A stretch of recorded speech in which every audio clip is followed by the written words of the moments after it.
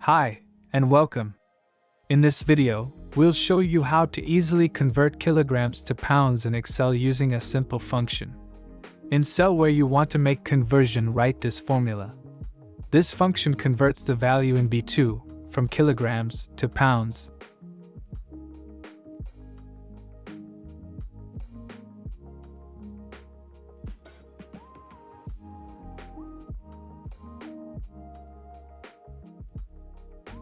You can also select your unit in list and double-click on it. In this case, we want pounds. Now, if you don't want to have decimal numbers, you can decrease or increase them by clicking on the icons right next to percentage icon. Now double-click on little green square in right corner of cell, and it will automatically fill other rows with conversion. To convert pounds back to kilograms, simply use same formula but exchange kilograms with pounds.